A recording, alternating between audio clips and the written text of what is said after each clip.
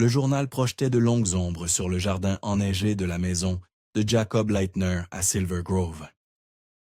Il était assis, voûté au-dessus d'une table en bois usé, une cigarette pendant à ses lèvres et une bouteille de bière à moitié vide, dont la condensation gouttait sur la pile de papier devant lui.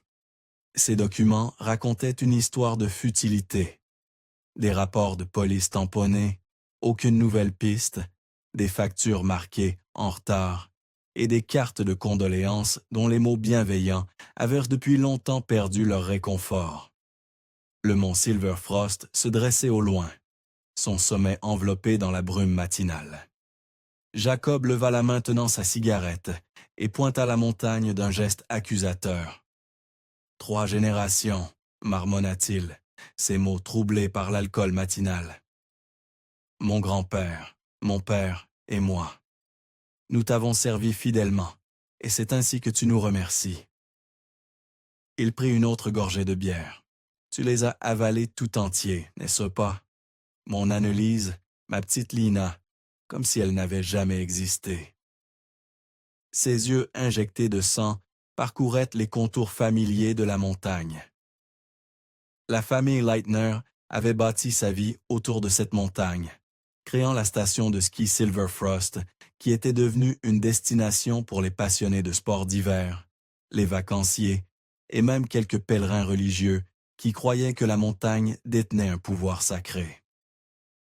La station avait été leur héritage, leur sécurité, leur avenir. L'esprit de Jacob vagabonda vers des temps plus heureux, quand il parcourait le domaine de la station avec Lina, disant, sa petite main dans la sienne, lui expliquant le fonctionnement des remontées mécaniques, lui montrant les registres, lui apprenant à lire les schémas météorologiques qui pouvaient faire ou défaire une saison. « Un jour, tout cela sera à toi, » lui disait-il. Et elle lui souriait avec ses yeux bleus éclatants, si semblables à ceux de sa mère. Mais c'était il y a 7 ans, avant ce maudit week-end qui avait tout changé. Il s'en souvenait avec la clarté que seule la tragédie apporte. Un vendredi soir, en fin d'hiver, sa cheville bandée et surélevée après une mauvaise chute, plus tôt dans la semaine. Le médecin avait été catégorique. Repos complet pour le week-end, sans exception. Mais Lina avait préparé cette sortie de ski depuis des semaines, marquant les jours sur le calendrier avec des autocollants colorés, bavardant avec excitation à propos de la nouvelle piste ouverte cette saison. « S'il te plaît, papa, papa, on ne peut pas y aller quand même, » avait-elle supplié, et Annelise avait caressé les cheveux blonds de leur fille. « Je l'emmènerai, » avait dit sa femme. « Nous resterons dans notre chambre habituelle à la station. Tu sais combien elle attendait ce moment avec impatience. » Ce n'était pas inhabituel. Elles avaient fait ce voyage des dizaines de fois sans lui, quand le travail le retenait. Elles avaient leur propre logement à la station, une suite confortable au 3e étage avec vue sur les pistes principales. Le personnel les connaissait par leur nom. Que pouvait-il arriver de mal? Le samedi soir, les photos étaient arrivées sur son téléphone. Annelise et Lina, souriantes dans leur équipement de ski, la montagne majestueuse derrière elles, une autre de Lina, montrant fièrement ses virages parallèles, un selfie de la mère et de la fille au chalet, des moustaches de chocolat chaud sur leurs visages. Il avait souri, malgré le pincement au cœur de manquer tout cela, répondant par des émojis, cœur, et amusez-vous bien, mes amours. Le dimanche matin, son message de bonjour n'avait pas été délivré. À midi, quand ses appels allaient directement sur la messagerie vocale, l'inquiétude s'était installée. Elles sont probablement sur les pistes arrière, se disait-il. Pas de réseau là-bas. Mais tandis que les ombres de l'après-midi s'allongeaient et que le silence persistait, la panique s'empara de lui. Son premier appel à la réception de la station fut à 15h47. Il se souvenait de l'heure exacte, car il avait fixé l'horloge, voulant qu'elle recule. « Pouvez-vous vérifier la chambre 306 ? Ma femme et ma fille devraient y être. » 25 minutes plus tard, le rappelle. « Monsieur Leitner, la chambre est vide, leurs affaires sont là, mais nous ne les avons pas vues depuis hier soir. » Les heures suivantes se confondirent. Appel d'urgence, l'équipe de sécurité de la station qui cherchait, la police locale arrivant à la tombée de la nuit. Le lundi matin, c'était une opération de recherche à grande échelle. Équipe de secours, hélicoptères, volontaires, passant au peigne fin, chaque sentier et zone hors piste. Les jours devinrent des semaines. La communauté se mobilisa, organisant des équipes de recherche qui s'aventuraient plus profondément dans la nature sauvage. Ils vérifièrent chaque cabane, chaque ravin, chaque abri possible. La police suivit des pistes qui ne menaient nulle part, découvrant même des cabanes illégales construites par des squatteurs et des survivalistes cachés dans la forêt. Mais aucune trace d'Annelise ni de Lina. La première année, l'espoir le soutenait. Elle pouvait être blessée quelque part, attendant les secours. La deuxième année, il négociait avec le destin. Même si Annelise avait disparu, peut-être que Lina avait survécu d'une manière ou d'une autre. À la troisième année, il voulait juste des corps à enterrer, une fin à trouver. Maintenant, 7 ans plus tard, les recherches s'étaient réduites à une commémoration annuelle lors de l'anniversaire de leur disparition. Jacob parcourait encore la montagne occasionnellement, parfois seul, parfois avec les quelques volontaires qui se souvenaient. Mais il ne gérait plus activement la station qui avait été l'œuvre de sa vie. Il ne supportait pas de marcher dans ses couloirs, de voir ses pistes, de prétendre que tout était normal alors que son monde s'était effondré. La cigarette lui brûla les doigts, le tirant de sa rêverie. Il jura, la laissant tomber, puis remarqua que sa bière s'était renversée sur sa chemise pendant qu'il somnolait. La sonnerie stridente du téléphone de la cuisine le fit grimacer de douleur. Sa tête pulsait à cause de l'alcool matinal. Il trébucha à l'intérieur, décrochant le téléphone à la 5e sonnerie. Leitner à l'appareil. « Monsieur Leitner, c'est le détective Harrison du FBI. » La voix était nette, professionnelle. « J'ai besoin que vous veniez immédiatement au mont Silverfrost. » Le cœur de Jacob tressaillit. Que s'est-il passé? « Nous avons trouvé des preuves liées à la disparition de votre femme et de votre fille. Un hélicoptère vous attend à l'aérodrome de Silverfield. Nous avons besoin de vous à Ravenshelf pour identifier certains objets. » Ravenshelf? Jacob s'agrippa au comptoir. « C'est une zone interdite. Quel genre de preuves? Je préférerais en discuter en personne, monsieur. L'hélicoptère vous attendra. » La ligne fut coupée. Jacob resta figé un instant, puis explosa en mouvement. Il arracha sa chemise tachée de bière, enfila des couches thermiques et son lourd manteau d'hiver. Ses mains tremblaient tandis qu'il laçait ses bottes. Après 7 ans, pourrait-ce enfin être la percée qu'ils attendaient? Les 26 minutes de route jusqu'à l'aérodrome de Silverfield semblèrent durer des heures. Un officier le rencontra à la porte, le guidant vers l'hélicoptère qui attendait, rotor déjà en marche. Il monta à bord, tâtonnant avec le harnais de sécurité, glissant la protection auditive sur sa tête tandis que l'appareil s'élevait. Le vol le fit passer au-dessus d'un terrain familier, rendu étrange par l'altitude. Il regarda la station passer en dessous, minuscule comme une maquette d'enfant, puis contourna la montagne vers des zones qu'il avait rarement vues. Ravenshelf était interdit aux skieurs ordinaires, trop dangereux avec ses chutes soudaines et ses conditions de neige instables. L'hélicoptère se posa dans une petite clairière où les arbres s'éclaircissaient. Des agents du FBI et la police locale avaient établi un périmètre, leur souffle formant de la buée dans l'air froid de la montagne. Alors que Jacob descendait, se baissant instinctivement sous les rotors encore en mouvement, il aperçut des visages familiers parmi l'équipe de recherche. « Monsieur Leitner, Un jeune homme lui fit signe d'approcher. Jacob le reconnut. Thomas, l'un des moniteurs de ski de la station. 3 autres employés de la station se tenaient avec lui, tous l'air sombre.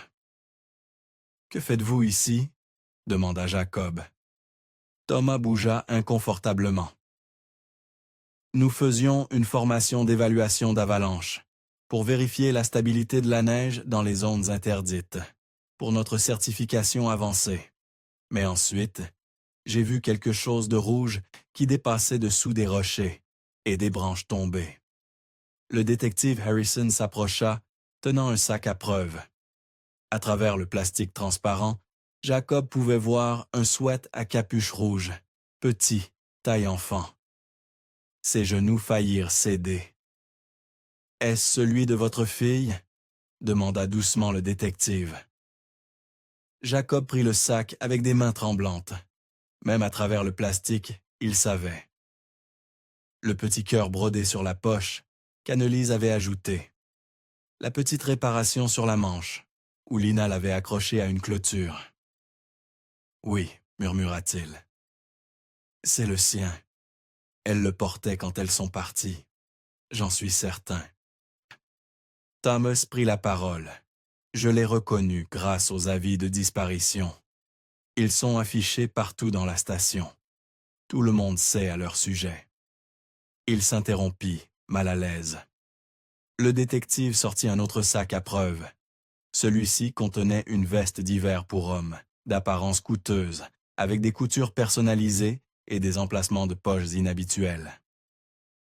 Ceci a été trouvé à environ 21 mètres du sweat à capuche, expliqua Harrison. Caché sous des branchages, nous pensons que c'est lié à la disparition. Jacob examina la veste. Le tissu était de haute qualité, pas local, définitivement fait sur mesure, avec ses lignes de couture uniques et ses poches spécialisées. Je n'ai jamais vu ça auparavant. Monsieur Leitner, j'ai besoin que vous réfléchissiez. Ce week-end, il y a 7 ans, vous souvenez-vous de quelqu'un à la station portant quelque chose comme ça? N'importe quel personnel, invité, quelqu'un qui aurait pu se démarquer? Après 7 ans, Jacob secoua la tête. Mais la station aurait des registres, des images de surveillance. Les anciennes images ont malheureusement été écrasées il y a des années. Mais parfois, les gens se souviennent de détails inhabituels. C'est pourquoi j'aimerais retourner à la station, montrer cette veste. Quelqu'un pourrait reconnaître ce travail sur mesure. Jacob hocha la tête, ses yeux revenant sans cesse au sweat à capuche rouge. Après tout ce temps, le trouver ici, si loin de toute piste de ski normale, pouvez-vous me montrer exactement où ils ont été trouvés? Thomas les conduisit à travers les arbres jusqu'à un groupe de rochers, près d'une pente abrupte. Le sweat était coincé ici, sous ses branches, comme si quelqu'un avait essayé de le cacher. Et la veste était là-bas, ajouta un autre employé, pointant vers un creux dans le sol couvert de brindilles de pin accumulées depuis des années. Jacob fixa ces endroits, essayant d'imaginer ce qui s'était passé ici. Un accident, une lutte. Pourquoi les vêtements étaient-ils séparés? Et où étaient-elles, Annelise et Lina? Nous devrons élargir la grille de recherche à partir de ce point, dit le détective Harrison. Mais d'abord, voyons si quelqu'un à la station reconnaît cette veste. Même une petite piste pourrait faire avancer cette affaire. En retournant vers les hélicoptères, Jacob attrapa le bras de Thomas. « Toi et les autres, merci d'avoir continué à chercher au fil des ans. Je sais que ça a affecté la réputation de la station, que la famille du propriétaire disparaisse comme ça. » Thomas parut mal à l'aise. « Nous aimions tous Lina, Monsieur Leitner. Elle était comme la petite mascotte de la station. Et votre femme était toujours si gentille avec tout le monde. Nous n'avons jamais cessé d'espérer. » Les hélicoptères décollèrent, les transportant vers le bas de la montagne, vers des réponses que Jacob à la fois désirait et redoutait. Alors que la station apparaissait, il serra le sac contenant le sweat de Lina. Un lien tangible avec sa fille après 7 ans de néant. L'hélicoptère se posa sur l'héliport de la station, la vue familière de la station de ski Silver Frost s'étendant devant eux. Des membres du personnel émergèrent de divers bâtiments, leurs visages mêlant la surprise de revoir Jacob et l'appréhension face à la présence policière. Margaret, la responsable de l'accueil qui travaillait là depuis 15 ans, fut la première à approcher. « Monsieur Leitner, c'est si bon de vous revoir. » Son sourire faiblit en remarquant les agents du FBI. « Tout va bien. » « Rassemblez tout le monde dans la salle de conférence, » dit Jacob. « Tout le personnel, y compris les moniteurs sous contrat. C'est important. » En 20 minutes, la salle de conférence de la station était remplie. Opérateurs de remontée, personnel d'accueil, équipe d'entretien, moniteurs de ski, des visages à la fois familiers et nouveaux, regardaient même Jacob avec curiosité et inquiétude. Ils se tenaient à l'avant, le poids de leur attention pesant sur ses épaules. Le détective Harrison s'avança, tenant le sac à preuves avec la veste personnalisée. « Nous sommes particulièrement intéressés de savoir si quelqu'un reconnaît cette veste ou se souvient d'avoir vu quelqu'un porter quelque chose de similaire il y a 7 ans. Je sais que c'est loin, mais n'importe quel détail pourrait aider. » Les agents du FBI commencèrent à appeler les membres du personnel, un par un, dans une pièce adjacente plus petite pour des entretiens individuels. Jacob se tenait près de la fenêtre, regardant les pistes de ski où des familles glissaient sur les pistes débutantes, des enfants chancelant dans leur première tentative, des moniteurs guidant leurs mouvements avec des gestes patients. Jacob. Il se retourna pour trouver Mathias Brandt sortant de la salle d'entretien. Le moniteur de ski semblait le même qu'il y a 7 ans. Carrure athlétique, visage buriné par le soleil, la confiance tranquille de quelqu'un qui avait passé sa vie sur les pistes. Mathias. Jacob tendit la main. Ça fait trop longtemps. Beaucoup trop longtemps. La poignée de main de Mathias était ferme. De quoi s'agit-il, cette histoire de preuve? Margaret a mentionné quelque chose à propos des vêtements de Lina. Son sweat à capuche rouge, caché près de Raven's Shelf, et une veste d'homme. Le visage de Mathias se plissa d'inquiétude. Mon Dieu, après tout ce temps. Je suis tellement désolé, Jacob. J'espère que ça mènera quelque part. Il jeta un coup d'œil à sa montre. J'aimerais qu'on puisse parler davantage, mais j'ai ma session de l'après-midi qui commence. Le groupe avancé. Bien sûr, je ne vais pas te retenir. Je suis content d'avoir pu aider, même si je n'avais pas grand-chose à leur dire. Cette veste, je n'ai jamais rien vu de tel par ici. Mathias serra l'épaule de Jacob. C'est bon de te revoir, même dans ces circonstances.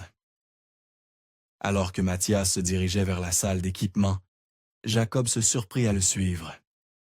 Il avait besoin de voir quelque chose de normal, quelque chose qui le reliait à des temps plus heureux.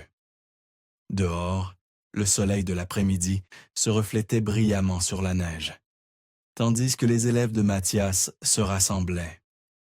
Un groupe de 8 enfants, principalement des filles, allant de peut-être 10 à 14 ans. Jacob se positionna près du hangar à équipement, assez proche pour observer sans interférer. Mathias démontrait une technique de carving, ses mouvements fluides et précis. Les enfants regardaient attentivement, puis tentaient d'imiter ses actions. C'était ça, l'essence de la station, pensa Jacob. Transmettre des compétences, créer des souvenirs, construire la confiance. Son père aurait été fier de voir la tradition se poursuivre. Son esprit commença à dériver vers des pensées de Lina. Comment elle aurait pu enseigner ici un jour, quand un mouvement attira son attention? Mathias aidait une fille blonde, peut-être 12 ans, à ajuster sa position. Ses mains s'attardèrent sur ses hanches, glissant jusqu'à ses cuisses pour les positionner correctement. puis remontant vers le bas de son dos, appuyant fermement. La fille gloussa nerveusement, tandis que les mains de Mathias se déplaçaient vers ses épaules, puis le long de ses bras. Jacob fronça les sourcils. Les contacts semblaient excessifs, inutiles. Il avait observé des moniteurs toute sa vie. Un ajustement rapide, ici et là, oui, mais cela semblait différent. Trop intime, trop prolongé. La leçon continua, mais maintenant, Jacob ne pouvait plus l'ignorer. L'attention de Mathias se concentrait principalement sur les élèves féminines, ses corrections physiques, beaucoup plus fréquentes et longues avec elle qu'avec les deux garçons du groupe. Alors que la session se terminait et que les élèves rentraient, Mathias tapa dans la main de chacun. « Excellent travail aujourd'hui. Le chocolat chaud vous attend au chalet. » Une fille aux cheveux noirs, plus âgée que les autres, s'attarda. « Monsieur Brandt, j'ai besoin d'utiliser les toilettes. Je vais t'accompagner, » proposa immédiatement Mathias. « N'avons-nous pas une règle à ce sujet ?» intervint Jacob, s'avançant. « Le personnel féminin accompagne les élèves féminines ?» Mathias parut surpris. « Oh, Jacob, je ne t'avais pas vu là. » D'ailleurs, continua Jacob, s'adressant à la fille, tu sembles assez grande pour trouver ton chemin. Les toilettes sont juste à l'entrée principale. La fille hocha les épaules et partit seule. La mâchoire de Mathias se serra, presque imperceptiblement. « J'essayais juste d'aider, » dit-il. Certains parents apprécient la supervision supplémentaire. Bien sûr, Jacob garda un ton neutre. La sécurité avant tout. Le détective Harrison s'approcha d'eux, ayant remarqué le bref échange, mais l'écartant apparemment comme une affaire interne de la station. « Monsieur Leitner, nous avons terminé les entretiens initiaux. Nous allons retourner analyser les réponses et vérifier des bases de données concernant cette veste. Je vous tiendrai au courant demain. » « Merci, détective. » Alors que les agents du FBI se préparaient à partir, Jacob scruta les environs à la recherche de Mathias, voulant apaiser tout malaise issu de leur interaction. Mais le moniteur de ski avait disparu, ne laissant que les traces de ses skis dans la neige et un sentiment d'inquiétude dans l'estomac de Jacob qu'il ne pouvait pas tout à fait dissiper. Après que les véhicules de police eurent disparu sur la route descendant la montagne, Jacob se retrouva seul dans le hall de la station.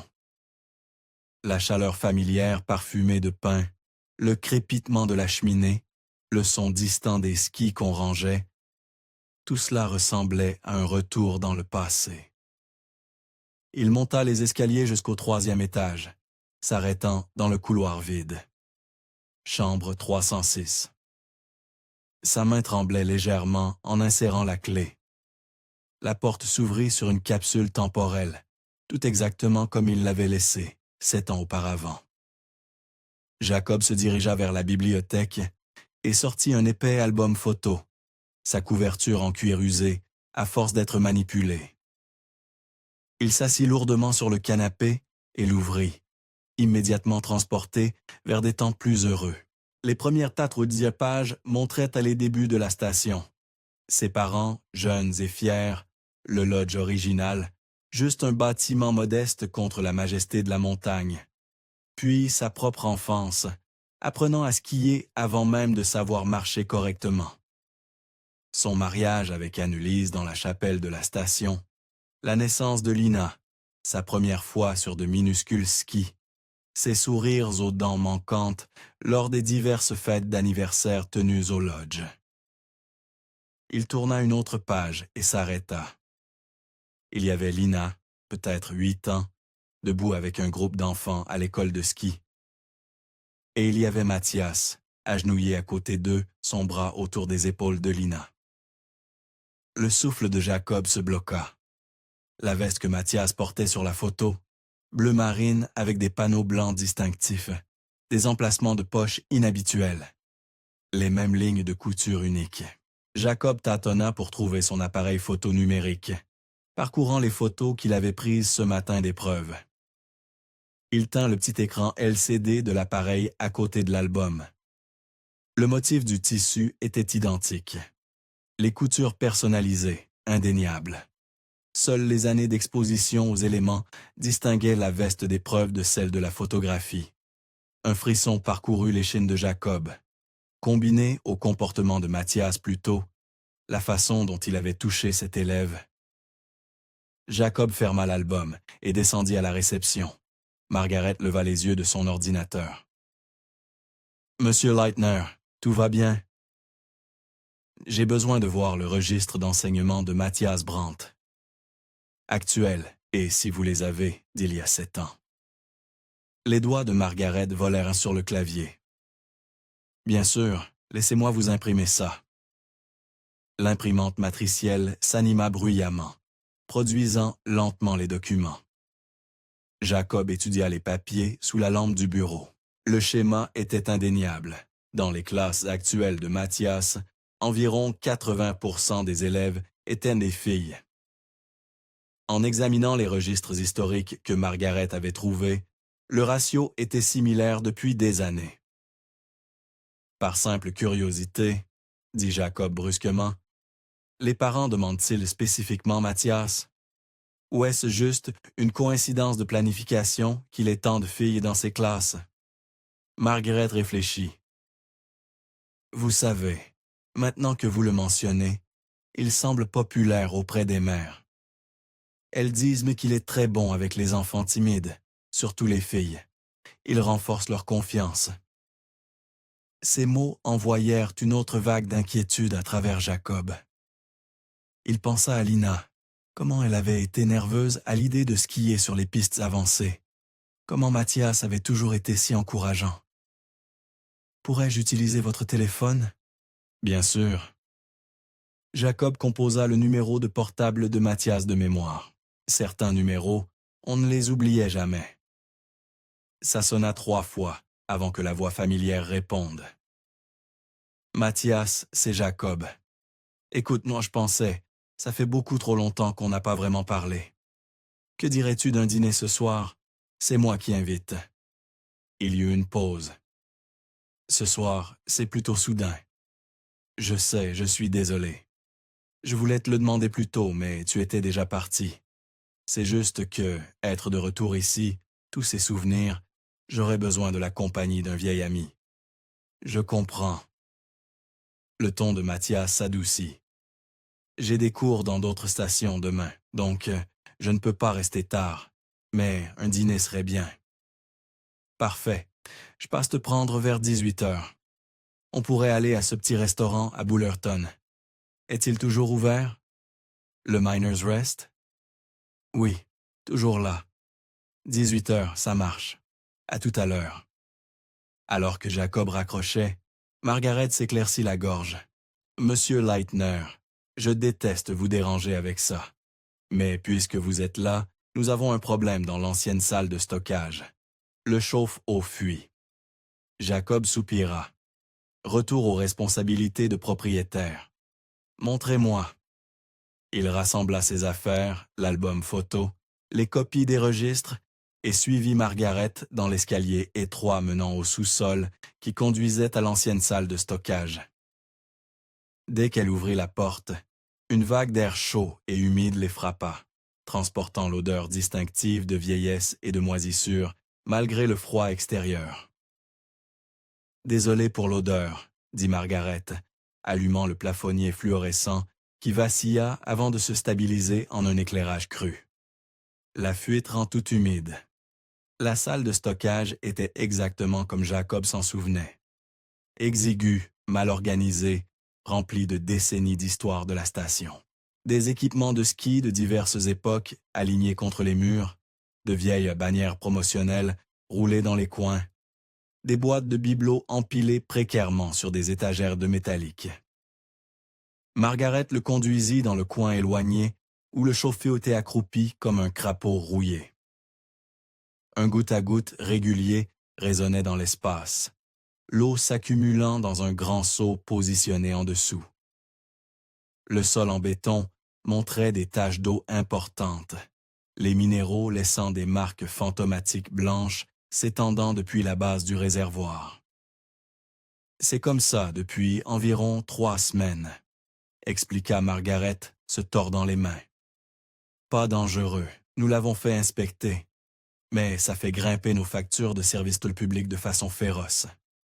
Nous devons vider ce seau 2 fois par jour, et l'humidité n'est pas bonne pour tout cet équipement entreposé. Elle pointa vers un clipboard accroché au mur, couvert de dates et d'initiales. Le pire, c'est que les clients se plaignent.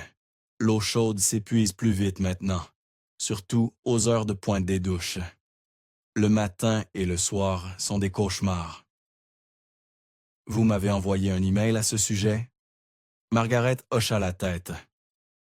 Plusieurs fois au cours des dernières semaines, demandant l'approbation budgétaire des devis de plombier. Elle s'interrompit, ne voulant clairement pas le culpabiliser. Jacob savait exactement pourquoi il n'avait pas vu ses emails. La pile de courriers non ouverts sur sa table de cuisine, les factures qu'il avait ignorées, les appels téléphoniques qu'il avait laissés aller à la messagerie vocale. Il se noyait dans son chagrin, laissant tout glisser. « Appelez Hendrickson's Plumbing dès demain matin », dit-il fermement. « Dites-leur de remplacer toute l'unité si nécessaire. S'ils ne peuvent non pas le réparer correctement, obtenez des devis de cette entreprise à Silver Grove. Comment s'appelle-t-elle? » « Mountain Mechanical », répondit Margaret. « Oui, monsieur, je m'en occuperai. » Tandis que Margaret prenait des notes, Jacob inspecta le reste de la salle de stockage. Son grand-père aurait été consterné par l'état des choses. Le vieil homme gérait tout d'une main de fer, chaque chose à sa place. Nous devrions tout organiser correctement quand le temps se réchauffera. Peut-être faire une vente, nous débarrasser de ce dont nous n'avons pas besoin. Ce serait merveilleux. Certaines de ces choses sont ici depuis avant que je commence. Dans le coin opposé au chauffe-eau, Jacob remarqua une grande forme, couverte par une bâche bleue, l'humidité perlant à sa surface. Qu'est-ce qu'il y a là-dessous? Oh, c'est l'équipement de M. Brandt. Du vieux matériel qu'il a remplacé au fil des ans, mais qu'il garde comme rechange. Jacob tira la bâche, révélant une collection de bâtons de ski, plusieurs snowboards, des bottes et divers équipements. Malgré leur ancienneté, ils semblaient bien entretenus. Certainement assez bons pour être loués, murmura Jacob, examinant une paire de bâtons de ski. Ceci pourrait générer des revenus de location. Alors qu'il déplaçait des objets pour vérifier leur état, quelque chose attira son attention. Sur l'une des bottes de snowboard, juste au-dessus de l'endroit où la cheville fléchirait, il y avait quelque chose qui n'appartenait pas. Un petit cercle sombre qui ressemblait presque à un bouton. Jacob souleva la botte vers une meilleure lumière et s'accroupit pour l'inspecter de près. Ses doigts trouvèrent les bords de ce qui était clairement un dispositif implanté. Travaillant soigneusement, il parvint à l'extraire. Dans sa paume reposait une caméra miniature, circulaire, à peine plus grande qu'un gros bouton. La fabrication était clairement personnalisée. Aucune marque de fabricant, des connexions soudées à la main, visibles à travers le boîtier en résine transparent. Ce n'était pas quelque chose acheté dans un magasin d'électronique. « Margaret, avez-vous déjà vu quelque chose comme ça? » Elle se pencha, plissant les yeux. « Est-ce une caméra, dans une botte? » C'est ce à quoi ça ressemble. Jacob trouva un minuscule bouton d'alimentation sur le côté. Il l'appuya. Rien. La batterie était morte depuis longtemps. Mais là, un compartiment minuscule avec une carte SD à l'intérieur. Pourquoi quelqu'un mettrait-il une caméra dans une botte? Demanda Margaret. Les skieurs portent des caméras de casque pour enregistrer le paysage. Pas ça. Ça n'a aucun sens. Jacob empocha l'appareil et la carte mémoire, son esprit tournant à toute vitesse. Le placement était délibéré. Il pointerait vers le haut depuis la botte. Enregistrant quoi? Il prit aussi la botte. C'était définitivement quelque chose à demander à Mathias ce soir.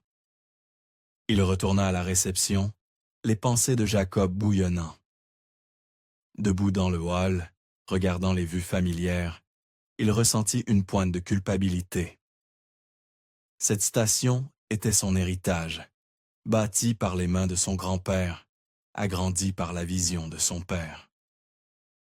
Il l'avait laissé aller à la dérive pendant 7 ans, caché dans son chagrin, tandis que des employés fidèles comme Margaret la maintenaient à flot. « Je devrais être ici plus souvent », dit-il doucement. « Cet endroit mérite mieux qu'un propriétaire absent. » Le sourire de Margaret était bienveillant. « Nous avons compris, Monsieur Leitner. Tout le monde a compris. » Il jeta un coup d'œil à l'horloge antique au-dessus de la cheminée. 15h30, largement le temps avant de prendre Mathias. « Je vais à Bullerton », annonça-t-il. « Je veux voir comment la vieille ville a changé. Appelez si vous avez besoin de quoi que ce soit. » Jacob marcha jusqu'à sa voiture, plaçant soigneusement la botte de snowboard sur la banquette arrière. Alors qu'il s'éloignait de la station, l'étrange caméra pesait lourdement dans sa poche. Un petit mystère ajouté au plus grand qui avait consumé 7 ans de sa vie. La route vers Bullerton fit passer Jacob le long des routes sinueuses de montagne qu'il avait parcourues d'innombrables fois auparavant. La ville apparut soudainement au détour d'un virage, nichée dans une vallée comme une collection de jouets éparpillés par un enfant. Il ralentit, entrant dans la rue principale, absorbant les vues familières. Pas grand-chose n'avait changé en 7 ans. La quincaillerie Fillmore occupait toujours le coin de Main et Third, son enseigne décolorée promettant tout pour la vie en montagne. Le restaurant où lui et Anne-Lise prenaient habituellement leur petit déjeuner après des sorties de ski matinales faisait toujours la publicité de ses célèbres crêpes. La taverne Miner's Rest était accroupie entre la poste et une agence immobilière. Sa lourde porte en bois et ses petites fenêtres, lui donnant une apparence de caverne. Jacob se gara et resta assis un moment, les souvenirs l'inondant. C'est ici qu'il avait amené Anne-Lise pour leur 3e rendez-vous, où ils avaient célébré quand elle lui avait annoncé qu'elle était enceinte, où Mathias lui avait organisé une fête surprise pour ses 30 ans. À l'intérieur, le temps s'était complètement arrêté. Le même plafond en étain estampé, le même bar en bois scarifié, les mêmes enseignes lumineuses de bière projetant des ombres colorées. Même l'odeur était inchangée. Houblon, bois vieilli et quelque chose d'indéfinissablement taverne de montagne. Qu'est-ce que ce sera? Le barman était nouveau, un jeune homme avec une moustache soigneusement cirée. « Mousse d'orge », dit Jacob, nommant la bière locale. Tandis que le barman servait sa pression, Jacob s'installa sur un tabouret et essaya d'organiser ses pensées. La matinée semblait remonter à 1 semaine. Le vol en hélicoptère, la découverte du sweat à capuche de Lina, la veste tachée de sang qui ressemblait exactement à celle de la photographie. Et le comportement de Mathias avec cet élève, ses attouchements qui s'attardaient. La bière arriva, la mousse parfaite. Jacob but une longue gorgée et se força à penser rationnellement. Il voyait des schémas là où il n'y en avait pas, laissant le chagrin et le désespoir colorer ses perceptions. Mathias avait été son ami pendant 15 ans. Ils avaient pris des vacances ensemble. Ce voyage sur la côte de l'Oregon, où Mathias avait passé des heures à apprendre à Lina à nager dans la piscine de l'hôtel, patient face à sa peur de mettre son visage sous l'eau. Si Mathias était inapproprié avec ses élèves, les parents se seraient bien sûrement plaints. La station en aurait entendu parler. Margaret aurait mentionné quelque chose. Non, il n'était qu'un homme solitaire qui avait perdu sa famille, s'accrochant à des ombres. Sa bière à moitié finie, Jacob se leva, errant dans la taverne, bouteille à la main. Le mur du fond servait de galerie informelle, des photographies de locaux et de visiteurs, certaines datant de décennies. Il les étudia distraitement, cherchant des visages familiers. Puis il s'arrêta. Sur une photo plus récente, clairement des dernières années d'après la qualité d'impression numérique, se tenait Mathias. À côté de lui se trouvait une adolescente, peut-être 14 ou 15 ans, avec des cheveux noirs saisissants qui suggéraient une origine mixte. Quelque chose chez elle semblait familier, mais Jacob ne pouvait pas l'identifier. Elle se penchait vers Mathias avec une familiarité décontractée, son bras protecteur autour de ses épaules. Jacob fronça les sourcils. Mathias n'avait pas de famille à sa connaissance. Jamais marié, pas de frères et sœurs, parents décédés depuis longtemps. Il n'avait jamais mentionné de cousine, jamais mentionné durant toutes leurs années d'amitié. Il retourna au bar et fit signe pour une autre bière. Quand le barman l'apporta, Jacob pointa la photo. « C'est bien Mathias Brandt, n'est-ce pas? Qui est cette fille? » Le barman jeta un coup d'œil. « Ouais, c'est Mathias. Il vient occasionnellement. C'est sa fille. » « Sa fille? » Jacob ne put cacher sa surprise. « Adoptée, je crois. Gentille gamine, calme, mais polie. Ils s'assoient généralement dans le box du coin, partagent une pizza. » Jacob fixa la photo à nouveau. Mathias avait adopté une fille et n'en avait jamais parlé. Quand cela s'était-il produit? Les questions se multipliaient, mais il les réprima. Il pourrait y avoir des explications innocentes. Peut-être que c'était récent. Peut-être que Mathias avait voulu garder sa vie privée après tout ce qui s'était passé avec la famille Leitner. Il vérifia sa montre. 16h15. Encore tôt. Par impulsion, il sortit son téléphone et composa le numéro de Mathias. « C'est moi encore. Écoute, je suis déjà en ville, au Miners Rest. Je bois une bière et je tue le temps. Si tu es libre, on pourrait se retrouver ici maintenant, prendre ce verre de retrouvailles au lieu de dîner. » Il y eut une pause. Quand Mathias parla, il semblait étrangement tendu. « Tu es à la taverne, maintenant? » « Ouais, j'ai pensé que je vérifierais les vieux repères. Qu'en dis-tu? » Je suis désolé, Jacob. Le dîner convient toujours mieux. Je suis au milieu de quelque chose. Je ne peux pas m'échapper maintenant. » « Pas de problème. 18h. Toujours bon? » « Oui, 18h, c'est parfait. » La ligne fut coupée. Jacob fronça les sourcils en regardant son téléphone. Mathias avait semblé presque paniqué qu'il soit à la taverne. Étrange. Il paya son addition et marcha jusqu'à sa voiture, cherchant ses clés. La jauge d'essence attira son attention, presque vide. Il ferait mieux de faire le plein avant les plans de la soirée. La station-service se trouvait à la lisière de la ville.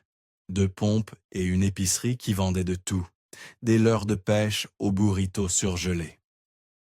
Jacob remplit son réservoir, regardant les chiffres grimper sur la pompe antique, puis entra pour payer. L'employé adolescent prit sa carte de crédit, en levant à peine les yeux de son téléphone. Alors que Jacob retournait dehors, un mouvement attira son attention. 2 hommes à moto s'étaient arrêtés à côté d'une berline garée près de sa voiture. Le parking était autrement vide. L'un des motards descendit et s'approcha de la berline. À travers la vitre du magasin, Jacob pouvait voir le propriétaire de la voiture, un jeune homme, encore au comptoir à l'intérieur. Le motard essaya la porte de la berline. Elle s'ouvrit. C'est alors que Jacob la vit. Elle s'appuya sur la banquette arrière, peut-être 13 ou 14 ans. Le motard monta, et le visage de la fille passa de la confusion à la terreur. Jacob ne réfléchit pas. Il sprinta vers la voiture, ouvrant brusquement la portière arrière. « Et que faites-vous? » Le motard, un homme décharné en cuir, poussa Jacob violemment. « Recule, vieux !» la fille hurla. Jacob attrapa l'homme, mais il s'était déjà précipité vers le siège du conducteur. Le moteur rugit et la voiture recula brusquement. Arrêtez! Cria Jacob. À travers la vitre du magasin, il vit l'employé enfin lever les yeux, son téléphone tombant de sa main. Le propriétaire de la voiture sortit en courant. Jacob plongea dans sa propre voiture, clé encore en main. La berline était déjà en mouvement, les pneus crissant alors qu'elle se dirigeait vers la route. Il démarra son moteur et se lança à sa poursuite, l'adrénaline surpassant le bon sens. La berline n'était pas rapide et le conducteur n'était pas habile. Jacob parvint à lui couper la route avant qu'il n'atteigne la route principale, positionnant sa voiture pour bloquer l'échappée. Les deux motards sautèrent. Le second avait abandonné sa moto pour rejoindre son partenaire. Ils se jetèrent sur Jacob ensemble. Le premier coup de poing l'atteignit aux côtes, lui coupant le souffle. Il balança son poing sauvagement, connectant avec la mâchoire de quelqu'un. Mais ensuite, un coup trouva sa tempe, et il tomba durement sur l'asphalte. Des bottes frappèrent de ses côtés, son dos. Il se recroquevilla en boule, protégeant sa tête, goûtant le sang. À travers le bourdonnement dans ses oreilles, il entendit des sirènes. Les coups de pied cessèrent, des pas coururent, un moteur de moto rugit. Jacob se releva à temps pour voir les motards s'éloigner à toute vitesse. Chaque mouvement lui faisait mal, mais il trébucha jusqu'à la berline.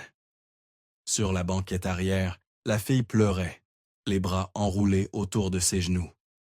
« Ça va, » haleta-t-il. « Tu es en sécurité maintenant. » Elle leva les yeux, et la reconnaissance traversa leurs deux visages. Elle était l'élève blonde de la classe de Mathias, celle qu'il touchait si intensément. Des voitures de police crissèrent en entrant dans le parking, suivies par le propriétaire de la berline, le frère de la fille, comme il s'avéra. Pendant que Jacob donnait sa déclaration, décrivant la tentative d'enlèvement, l'officier hocha gravement la tête.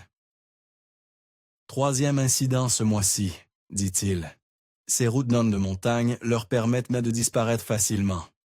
Attraper un enfant dans un parking, disparaître dans la nature, avant que quiconque ne sache ce qui s'est passé. Plus facile que de les prendre dans leur maison, » acquiesça Jacob, tenant une poignée de serviettes contre son nez qui saignait. « Vous avez besoin de soins médicaux, » observa l'officier. « Ce sont des coupures méchantes. Je me conduirai à la clinique. » La fille s'était suffisamment calmée pour parler. « Merci, » dit-elle doucement. « Je m'appelle Alana. »« Je sais, » dit Jacob. « Nous nous sommes rencontrés ce matin à la station. Tu es l'une des élèves de Mathias Brandt. » Son visage s'illumina malgré le traumatisme. « Vous connaissez M. Brandt? C'est le meilleur professeur de tous les temps. J'avais tellement peur de skier quand j'ai commencé, mais il sait toujours exactement quoi dire. Il me fait me sentir courageuse. » Elle sourit timidement. « Je prends des leçons avec lui depuis 2 ans maintenant. Mes parents disent qu'il a fait des miracles avec ma confiance. » Jacob étudia son visage, cherchant tout signe d'inconfort lorsqu'elle parlait de Mathias. Il n'y en avait aucun, seulement une affection et une admiration sincères. Peut-être qu'il avait vraiment imaginé des choses. « Je suis content que tu sois en sécurité, Alana, » dit-il, puis se tourna vers son frère.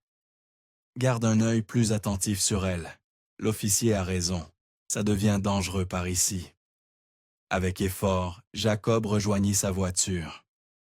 Dans le rétroviseur, il pouvait voir les dégâts sur son visage. L'œil refendu, enflé, sang coulant de son nez. Chaque tour du volant envoyait de nouvelles vagues de douleur à travers ses côtes. L'enseigne au néon de la clinique apparut à travers son œil gauche enflé comme un phare. La salle d'attente était heureusement vide. En quelques minutes, une infirmière le conduisit dans une salle d'examen où le docteur Paulson, qui soignait les habitants de Bullerton depuis 30 ans, siffla devant les dégâts. « Bagarre de bar ?» demanda le médecin, commençant son examen. « Quelque chose comme ça », marmonna Jacob à travers ses lèvres fendues. Alors que le docteur nettoyait les plaies et appliquait des pansements papillons, Jacob sortit son téléphone. Ses mains tremblaient légèrement, et il composa le numéro de Mathias. « Jacob, tu es en route? » « En fait, non. J'ai eu un petit incident. Des problèmes à la station-service. Je ne pourrais pas venir dîner. » Que s'est-il passé? L'inquiétude colorait la voix de Mathias. « Tu vas bien? » Des hommes ont essayé de voler une voiture avec une fille à l'intérieur. En fait, c'était Alana, l'une de tes élèves. La fille blonde de la classe de ce matin.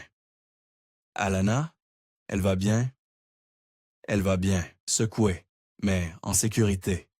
Je suis à la clinique maintenant. On me rafistole. Il y eut une pause. Je suis désolé d'entendre ça. Peut-être devrions-nous reporter.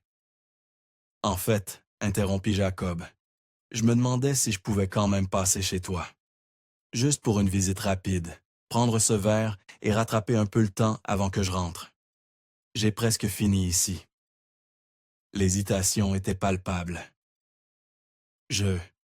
Eh bien, si c'est un mauvais moment. Non, non, c'est bien.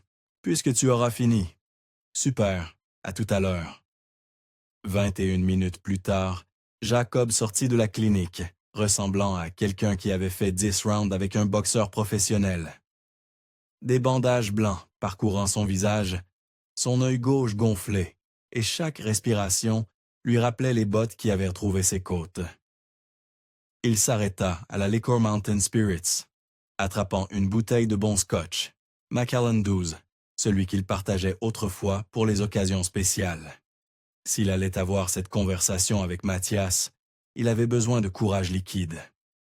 La maison de Mathias se trouvait dans une rue tranquille, près de la lisière de la ville. Une modeste maison à 2 étages avec un revêtement blanc et des volets verts. Jacob y était allé d'innombrables fois auparavant, mais ce soir, quelque chose semblait différent. Tous les rideaux étaient tirés, inhabituel pour Mathias qui se plaignait toujours du besoin de lumière naturelle. Jacob frappa, puis attendit et attendit. Juste au moment où il leva la main pour frapper à nouveau, les serrures cliquetèrent et la porte s'ouvrit. « Bon sang, Jacob !» Les yeux de Mathias s'écarquillèrent devant les bandages. « Tu as l'air terrible !»« Désolé pour l'attente », ajouta rapidement Mathias. « Je faisais juste un peu de ménage. »« Quoi? Tu es ma mère maintenant ?» Jacob tenta un sourire, grimaçant alors que ça tirait sur sa lèvre fendue. Ils rirent tous les deux, le son légèrement forcé. « Et je vis en célibataire depuis 7 ans, continua Jacob. Mon appartement est une zone sinistrée, pas de jugement ici. Mathias s'écarta pour le laisser entrer. La maison était en effet bien rangée, presque obsessivement. Chaque surface brillait, pas un seul objet hors de place. Ça sentait le nettoyant au pain, et quelque chose d'autre, peut-être un désodorisant artificiel. « Allons nous asseoir dehors », suggéra Mathias, le conduisant à travers la cuisine impeccable vers la terrasse arrière. Ils s'installèrent dans des chaises de patio, l'air du soir frais contre le visage meurtri de Jacob. Il produisit la bouteille de scotch avec un geste théâtral. « J'ai pensé qu'on méritait la bonne bouteille. » Mathias alla chercher des verres, tandis que Jacob regardait autour du jardin. Comme la maison, il était méticuleusement entretenu. La pelouse semblait avoir été taillée au ciseau. « Alors, raconte-moi ce qui s'est passé, » dit Mathias, versant des mesures bien généreuses. Jacob raconta l'incident de la station-service, minimisant ses blessures. Ils sirotèrent pour Jules Wander leur scotch, la brûlure familière, un réconfort. La conversation dériva progressivement vers un terrain plus sûr. La station. « Je n'avais aucune idée que tu aidais là-bas, » dit Jacob. « Margaret ne l'a jamais mentionné. » Mathias haussa les épaules.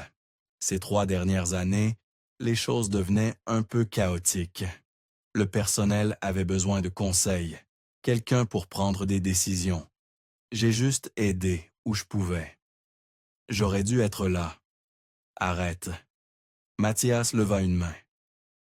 Ce que tu as traversé, Jacob, je ne peux pas imaginer. La station était le moindre de tes soucis. J'étais heureux d'aider. Les systèmes que ton père a mis en place sont solides. J'ai juste veillé à ce que les gens les suivent. Ils burent en silence un moment, avant que Jacob n'aborde soigneusement le sujet qui le tracassait. J'ai remarqué quelque chose aujourd'hui, en regardant ta classe. La plupart de tes élèves sont des filles. Est-ce une tendance maintenant? Plus de femmes intéressées par les sports d'hiver. La main de Mathias se serra, presque imperceptiblement, sur son verre. Oh ça, c'est saisonnier, vraiment. Les tendances changent. Cette année, il se trouve qu'il y a plus de filles que de garçons qui s'inscrivent. Pure coïncidence. J'ai aussi remarqué, Jacob choisit soigneusement ses mots, que tu sembles très tactile dans ton enseignement, surtout avec les élèves dits féminines. Mathias bougea dans sa chaise, soudain fasciné par son scotch. Qu'est-ce que tu veux dire? Juste qu'il y avait beaucoup de guidage physique, des attouchements. Il faut faire attention de nos jours. Les parents peuvent être sensibles. C'est vrai? Le rire de Mathias était tendu. Tu as absolument raison. Je serai plus prudent. On ne veut pas de plainte. Il se leva brusquement. Et laisse-moi te montrer quelque chose. J'ai transformé la chambre d'amis en salle de loisirs. J'ai du nouvel équipement que tu pourrais trouver intéressant. Jacob le suivit à l'intérieur et monta les escaliers, remarquant comment Mathias continuait à jeter des regards en arrière, comme pour s'assurer qu'il suivait. La chambre d'amis avait effectivement été transformée. Ce qui était autrefois une chambre d'invités abritait maintenant une impressionnante collection d'équipements de sport d'hiver. C'est un Rossignol 15, dit Mathias, ramassant un snowboard avec une fierté évidente. Boards MacTech, parfait pour les jours de poudreuse. Il passa à un autre snowboard, se lançant dans des spécifications techniques. Jacob écoutait à moitié, son attention attirée par une porte sur le mur du fond. À travers la fenêtre partiellement couverte de la porte, il pouvait voir ce qui ressemblait à un atelier. Des outils accrochés sur un panneau perforé, des bobines de fil, des composants électroniques éparpillés sur un établi. Mathias remarqua son regard. « C'est juste ma salle de réparation. Tu sais comment c'est? Les planches se cabossent, les fixations ont besoin d'ajustement. C'est moins cher de les réparer moi-même que de payer les prix des boutiques. Tu fais tes propres réparations maintenant? Depuis quand es-tu un gars de la tech? Je l'ai appris au fil des ans. » C'était le moment. Jacob mit la main dans sa poche et sortit le petit dispositif de caméra. En parlant de technologie, peut-être peux-tu me dire ce que c'est? Mathias se figea. Qu'est-ce que c'est? Je l'ai trouvé dans la salle de stockage de la station, avec ton ancien équipement, intégré dans une botte de snowboard. On dirait une sorte de caméra. Je n'ai jamais rien vu de tel. Vraiment? Jacob se déplaça vers la porte de l'atelier, regardant à travers la fenêtre. Contre le mur du fond était appuyé un snowboard avec un dispositif identique intégré dans sa surface. Des bobines de fil étaient disposées sous une table couverte de cartes SD. Parce qu'il semble que tu aies la même configuration là-dedans. Version plus moderne, peut-être. Le visage de Mathias devint pâle. Ce sont pour des tests de stabilité, pour voir combien la planche fléchit pendant l'utilisation. Avec la caméra orientée vers le haut, pas vers l'avant pour voir où tu vas. Le but n'est pas le paysage, c'est des données techniques. Montre-moi. Jacob leva la carte SD du dispositif. Si ce ne sont que des données techniques, montre-moi ce qu'il y a là-dessus. Pendant un moment, ils restèrent mal figés. Deux vieux amis séparés par une suspicion grandissante. Puis Mathias bougea, pas vers l'ordinateur, mais attrapant un snowboard du rack. Il le balança comme une massue, frappant Jacob dans le dos. Jacob s'écroula à genoux, la douleur explosant à travers son corps déjà meurtri. Le dispositif de caméra vola de sa main. Mathias se précipita pour l'attraper, mais Jacob saisit sa cheville, le faisant tomber.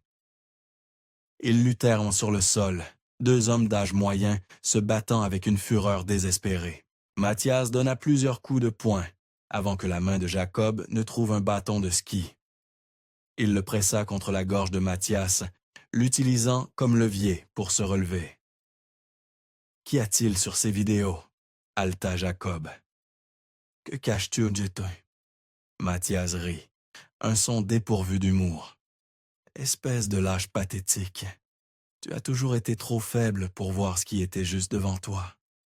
Tu les as prises. » Les mots sortirent à peine en un murmure. « Annelise, Lina, où sont-elles? Dans un endroit que tu ne trouveras jamais. » Le sourire de Mathias était terrible. « 7 ans, Jacob. 7 ans que tu as cherché partout, sauf au bon endroit. » Il bougea plus vite que Jacob ne s'y attendait, saisissant le bâton de ski et le retournant contre lui. La pointe métallique atteignit Jacob à l'estomac, le pliant en deux. Au moment où il se redressa, Mathias avait franchi la porte, la claquant. La serrure cliqua. « Mathias !» Jacob frappa contre la porte. « Ouvre ça !» De l'autre côté, des pas résonnèrent dans les escaliers. Puis, faiblement, la voix d'une fille, jeune, interrogative. Le sang de Jacob se glaça. Un moteur de voiture rugit à l'extérieur. Il se tourna vers la porte de l'atelier, l'ouvrant d'un coup de pied. L'espace était exigu, rempli exactement de ce qu'il avait vu à travers la fenêtre. Plus d'autres choses, des moniteurs, des disques durs, des équipements qu'il ne pouvait pas identifier. Il attrapa une bobine de fil sur la table et retourna à la porte verrouillée. Ses mains tremblaient, tandis qu'il travaillait le fil dans le mécanisme de la serrure. 7 ans de chagrin, de culpabilité et d'espoir désespéré l'avaient conduit à ce moment. La serrure était simple, de qualité résidentielle. Après 3 tentatives, le fil trouva le bon angle. La porte s'ouvrit.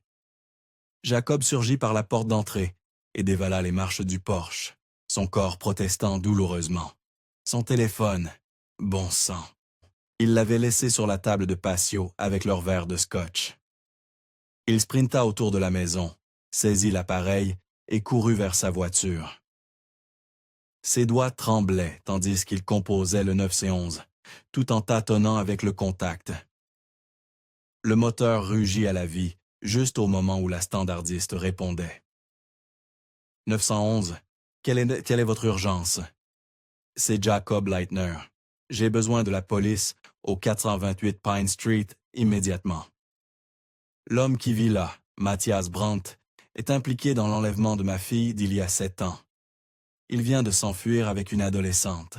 « Monsieur, ralentissez. Vous avez dit enlèvement. Ma fille a disparu il y a 7 ans. Lina Leitner, il y a un dossier FBI ouvert. Mathias Brandt vient d'avouer et s'est enfui avec une fille. Peut-être elle.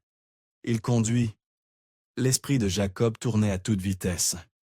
Bon sang, je ne connais pas la voiture, ni le numéro de plaque. Mais la responsable de ma station a ces informations de véhicule dans son dossier. Quelle station, monsieur? Station de ski Silverfrost. La responsable est Margaret. Margaret Thompson. Elle aura ses dossiers d'emploi. Restez en ligne, monsieur Leitner. Des unités répondent. 2 équipes, une pour sécuriser la maison, une pour vous localiser. Pouvez-vous me dire dans quelle direction le suspect est parti? Jacob démarra en trombe, les pneus crissant. Je n'ai pas encore de visuel, mais il est parti il y a quelques minutes seulement. Il ne peut pas être loin. Nous lançons un avis de recherche maintenant. Bullerton n'était pas grand, sortie limitée. Nous le trouverons. Continuez à nous informer de votre position. Jacob conduisit à travers les rues résidentielles tranquilles, la tête tournant à chaque intersection. Où Mathias irait-il?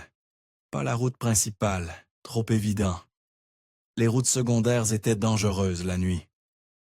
Peut-être, je me dirige vers le centre-ville, dit-il à la standardiste. Je vérifie la zone du parc. Des unités sont à 3 minutes. Le parc municipal apparut devant lui, une étendue sombre à peine éclairée par des lampadaires épars. Et là, garée sur l'herbe près de l'aire de jeu, une Honda Accord argentée. 2 silhouettes se tenaient d'une à côté, silhouettées contre la faible lumière. Je les vois. Parc municipal, entrée ouest, Honda Accord argentée. N'approchez pas, monsieur Leitner, attendez. Mais Jacob se garait déjà, coupant le moteur. Il pouvait entendre des sirènes au loin, mais la rage et 7 ans d'angoisse le propulsaient en avant. Mathias. Il trottina vers eux, remarquant comment le moniteur de ski se tenait tranquillement, ne faisant aucune tentative pour fuir. C'est fini. La police arrive. Je sais. La voix de Mathias était calme. Je peux les entendre. Il n'y a nulle part où aller dans cette ville aquarium. Alors que Jacob s'approchait, ses yeux se fixèrent sur la fille à côté de Mathias. Cheveux noirs au lieu de blonds, plus grande, plus âgée, mais quelque chose dans sa façon de se tenir. La forme de son visage. Lina. Le nom sortit comme un murmure. La fille le fixa avec des yeux vides, sans reconnaissance, sans émotion. Juste un regard fixe, lointain, qui fit voler son cœur en éclats. Que lui as-tu fait? L'as-tu drogué? Drogué? Mathias rit. Je n'en ai jamais eu besoin. Lina m'a choisi, Jacob, de son plein gré. Il se tourna vers la fille. Dis-lui, ma chérie. Dis à cet homme ce que tu ressens. Lina resta silencieuse, son regard perdu. Elle ne me reconnaît même pas. Jacob fit un pas en avant, poing serré. Parce qu'elle ne veut pas. Mathias écarta largement les bras. Mais je vais te donner une chance, vieil ami. La police arrive, nous le savons tous les deux. Voici mon offre. Toi et moi, homme à homme. Si tu gagnes, je me rendrai pacifiquement et leur dirai tout. Mais si je gagne, tu auras prouvé ce que j'ai dit à Lina toutes ces années. Que tu es trop faible pour protéger qui que ce soit. C'est insensé. Gagnant ou perdant, tu vas en prison. Vraiment? Mathias sourit. Ou est-ce que Lina leur dira qu'elle est venue avec moi volontairement? Comment tu l'as abandonnée? Je n'ai jamais fait ça. Les deux hommes se tournèrent. Lina avait parlé, sa voix plate et sans émotion. Lina, ma chérie, tu ne... Fais-le, répéta-t-elle, regardant Jacob pour la première fois. Prouve qui est le plus fort. L'esprit de Jacob tournait. Qu'est-ce que Mathias lui avait raconté? Quel récit tordu lui avait-il fait avaler pendant 7 ans? Mais, en regardant le visage de sa fille, voyant le défi qui s'y trouvait mêlé à autre chose, espoir, peur, il savait qu'il n'avait pas le choix. D'accord. Ils tournèrent en cercle sur l'herbe humide. 2 hommes d'âge moyen, sur le point de régler 7 ans de tromperie avec leurs poings. Mathias bougea en premier, un jab de boxeur qui atteignit l'œil déjà enflé de Jacob. La douleur explosa dans son crâne, mais il passa outre, plaquant Mathias à la taille. Ils tombèrent durement, roulant sur le sol. Mathias était en meilleure forme, ses mouvements précis, là où ceux de Jacob étaient désespérés. Un genou dans les côtes chassa l'air des poumons de Jacob. Des mains trouvèrent sa gorge, s'y serrant. Les sirènes étaient ne plus fortes maintenant. Des lumières rouges et bleues peignaient les arbres à la lisière du parc. « Tu as toujours été faible, » siffla Mathias. « C'est pourquoi je les ai prises. Tu ne les méritais pas. » La main de Jacob trouva une pierre dans l'herbe. Sans réfléchir, il la leva, prêt à l'écraser contre la tempe de Mathias. Mais alors qu'il reculait son bras, il aperçut Lina qui regardait. Son visage n'était plus vide. Il y avait de la peur, de l'incertitude. S'il faisait ça, s'il écrasait le crâne de Mathias, qu'est-ce que ça ferait de lui? Juste un autre homme violent dans la vie de sa fille. Un autre traumatisme qu'elle devrait porter. Avec un effort qui semblait surhumain, Jacob lâcha la pierre. À la place, il donna un coup de bassin, utilisant sa dernière force pour inverser leur position. Maintenant, il était au-dessus, ses poings pleuvant sur le visage de Mathias. « Monsieur Leitner, ça suffit. » Des policiers les entourèrent, tirant Jacob. Il ne résista pas, s'effondrant sur l'herbe tandis qu'il menottait Mathias. Le moniteur de ski riait, même alors que le sang coulait de son nez. « Tu vois, Lina, il n'est pas différent de moi. Juste un autre homme en colère qui résout les problèmes avec ses poings. »« Tais-toi. » Un officier releva Mathias. « Vous avez le droit de garder le silence. » Jacob lutta pour se mettre debout, ses yeux trouvant Lina. Elle se tenait figée, les bras enroulés autour d'elle-même.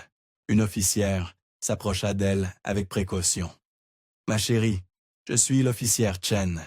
Es-tu blessée? » Lina ne répondit pas. Jacob boita vers elle, se déplaçant lentement, main visible. « Lina, c'est moi. C'est papa. Est-ce que tu te souviens de moi? » Pendant un moment, rien. Puis son visage se froissa. « Tu n'étais pas là. Tu étais censé nous protéger, et tu n'étais pas là. Je sais, je suis tellement désolé. » Maman a glissé. Sur la glace, elle est tombée et s'est cognée la tête. Et il y avait tellement de sang. Les mots jaillissaient maintenant. Des années de traumatisme supprimés se libérant. Mathias nous a trouvés. Il a dit qu'il aiderait. Mais maman, elle ne s'est pas réveillée. Il a dit que c'était ta faute, que tu ne te souciais pas assez de nous pour venir. Les genoux de Jacob faillirent d'au céder. Annelise était tombée. Lina, je voulais être là. Ma cheville, ils m'ont interdit. Sa voix monta, hystérique. Quand tu ne pouvais pas, il m'a gardé en sécurité et a promis de prendre soin de moi. Il a toujours tenu ses promesses. Tu n'as même pas cherché au bon endroit. J'ai cherché partout. Pendant 7 ans, je n'ai jamais arrêté. Menteur. Il m'a dit que tu voulais te débarrasser de nous, que nous te retenions loin de ta liberté. Ce n'est pas vrai. Tout ce que j'ai fait était pour toi et ta mère. Et Mathias, Jacob se força à rester calme. La police a trouvé sa veste près de ton sweat à capuche rouge. Il y avait du sang dessus, Lina. Il le teste maintenant, mais je pense qu'il a peut-être blessé ta mère. La confusion passa sur le visage de Lina. Mon sweat à capuche? Le rouge que je portais ce jour-là? Nous l'avons trouvé sur la montagne. Non. Elle secoua violemment la tête. Non. Il a dit que quand je serais prête, elle était à l'hôpital. Il a dit que quand je serais prête à laisser partir ma vieille vie, je devrais le lui donner, comme un symbole. Il a dit que nous pouvions être une famille et plus. Que personne ne pourrait nous séparer si nous étions tous les deux. L'implication frappa Jacob comme un coup physique. Il vit la même réalisation se dessiner sur les visages des officiers. « Oh, ma chérie, » dit doucement l'officière Chen. « Nous devons te faire examiner. L'ambulance est là. » Des ambulanciers approchèrent avec une civière. Lina semblait perdue. 17 ans, mais avec la vulnérabilité confuse de la fillette de 10 ans qu'elle était quand elle avait été enlevée. « Mathias a dit qu'il m'aimait, » murmura-t-elle. « Il m'a appris des choses, m'a laissé teindre mes cheveux pour que je paraisse différente.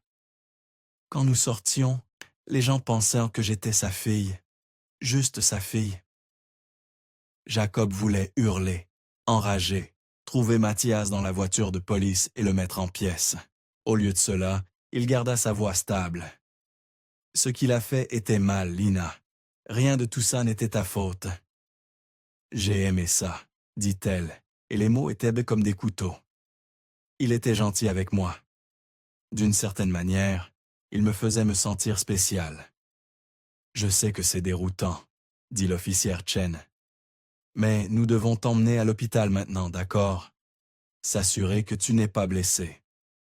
Alors que les ambulanciers aidaient Lina à monter sur la civière, elle regarda en arrière vers Jacob. Je ne sais plus ce qui est le réel.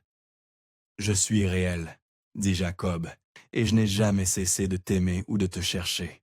Pas un seul jour. Un détective s'approcha de Jacob, tandis qu'il chargeait Lina dans l'ambulance. Monsieur Leitner, votre fille a subi une sévère manipulation psychologique. Du conditionnement. Ça va prendre du temps, des mois, peut-être des années de thérapie. Ne poussez pas trop fort, trop vite. Un traumatisme comme celui-ci vient par couche. Est-ce qu'elle ira bien? Avec l'aide appropriée, oui. Nous avons des psychologues judiciaires qui se spécialisent pendant des cas comme celui-ci. En ce moment, l'important est de la rencontrer là où elle est, pas là où vous voudriez qu'elle soit. Jacob hocha la tête, engourdi. Au loin, il pouvait voir Mathias à l'arrière d'une voiture de police, son visage ensanglanté, mais portant toujours ce même sourire terrible. « Vous montez avec elle ?» demanda un ambulancier. « Je suivrai dans ma voiture, » dit Jacob, comprenant que Lina avait besoin d'espace. « Elle n'est pas prête à être proche de moi. » Alors que l'ambulance s'éloignait, lumière clignotante, mais sirène silencieuse, Jacob resta seul dans le parc où sa fille avait choisi son ravisseur plutôt que son père. 7 ans de recherche avaient donc mené à ce moment de retrouvailles qui ressemblait davantage à une nouvelle perte. Mais elle était vivante, confuse, manipulée, mais vivante. Et cela devait suffire pour l'instant. La salle d'attente de l'hôpital ressemblait à un vide. Lumière fluorescente crue, chaises en plastique inconfortable, l'odeur antiseptique qui ne pouvait pas tout à fait masquer la souffrance humaine. Jacob était assis, penché en avant, les coudes sur les genoux, permettant enfin aux larmes de couler. Elles tombaient, silencieusement d'abord, puis en sanglots déchirants qui attirèrent les regards inquiets des autres visiteurs. 7 ans de chagrin réprimé se déversaient. Il pleura pour Annelise, dont le corps gisait apparemment dans quelques ravins gelés. Il pleura pour la décennie d'enfance de Lina, volée par un monstre qu'il avait appelé ami. Il pleura pour la fille qui le regardait avec des yeux vides et choisissait son ravisseur plutôt que son père. Monsieur Leitner. Il leva les yeux, essuyant rapidement son visage. Un médecin en blouse de chirurgien se tenait devant lui, un bloc-notes à la main. Comment va-t-elle? Physiquement, votre fille est mal nourrie, mais autrement indemne. Nous avons effectué des tests préliminaires et commencé une perfusion de fluides et de nutriments. Le médecin, dont le badge indiquait Dr Patel, s'assit à côté de lui. Psychologiquement, c'est plus complexe. Elle présente des signes de syndrome de Stockholm sévère, de SSPT et de dissociation. Puis-je la voir? L'expression du Dr Patel était compatissante. Elle refuse les visiteurs, spécifiquement vous. Dans son état actuel, forcer l'interaction pourrait être contre-productif. J'ai attendu 7 ans.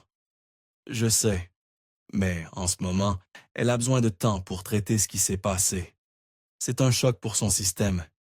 Tout ce qu'elle a cru pendant près de la moitié de sa vie a été remis en question. Nous recommandons de la laisser se reposer ce soir. Demain matin, avec un conseiller présent, vous pourrez réessayer. Jacob acquiesça, comprenant, mais détestant cela. Son téléphone vibra. Monsieur Leitner, c'est l'officier Danforth au poste de police de Bullerton. Je voulais vous mettre à jour sur l'incident de cet après-midi à la station-service. Oui, nous avons arrêté les 2 suspects. Voici la partie troublante. Ils ont avoué être des associés de Matthias Brandt. Ils ont des informations pertinentes pour le cas de votre fille. Pouvez-vous venir au poste? Je comprends si vous devez rester avec votre fille. Elle ne veut pas me voir. Les mots avaient un goût amer. Je viendrai, mais pourriez-vous envoyer un officier pour surveiller sa chambre? Je sais que Matthias est en détention, mais... C'est déjà fait, monsieur. L'officier Williams est en route. Jacob attendit jusqu'à ce que l'officier en uniforme arrive et prenne position devant la chambre de Lina. L'officier Williams était jeune, mais alerte, la main reposant nonchalamment près de son arme de service. Personne ne s'approche d'elle sans autorisation de l'hôpital, ordonna Jacob. Compris, monsieur. Elle est en sécurité. Le trajet jusqu'au poste de police passa dans un flou. Jacob attrapa la botte de snowboard de sa banquette arrière, preuve qui avait déclenché cette cascade de révélations. À l'intérieur, on le conduisit dans une salle d'interrogatoire qui sentait le café brûlé et le désinfectant industriel. Le détective Harrison entra, portant un épais dossier. « Monsieur Leitner, merci d'être venu. Je sais que cette journée a été écrasante. Dites-moi tout. Commençons par votre déclaration. Racontez-moi ce qui s'est passé après notre départ de la station. » Jacob raconta tout. Puis, il produisit la botte de snowboard, montrant où la caméra avait été intégrée. Nous avons récupéré ce dispositif ainsi que de nombreux autres dans la résidence de Brandt, confirma Harrison, ainsi que des ordinateurs, des disques durs et des boîtes de cartes SD. Qu'y avait-il dessus? Harrison bougea inconfortablement. Les suspects de cet après-midi se sont décrits comme des fans du travail de Matthias. L'un est un technicien qui a construit ses caméras sur mesure. Ils ont créé et distribué des vidéos de « Eh bien, c'est un fétichisme de niche. » Je ne comprends pas.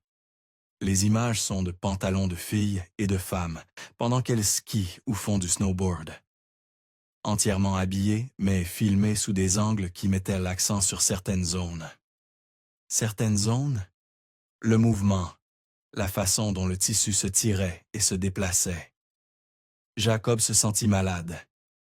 C'est ce qu'il faisait, enregistrer ses élèves, depuis des années apparemment, commençant avec des bottes pour capturer des images de marche, puis expérimentant avec des caméras montées sur les planches pour des angles de ski.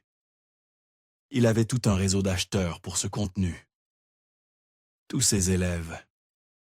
Jacob pensa aux éloges d'Alana pour Matthias, combien il était aimé par les parents et les enfants. Personne ne soupçonnait. Sa réputation était impeccable. Instructeur de confiance, pilier de la communauté. Les parents le demandaient spécifiquement pour leur fille timide parce que,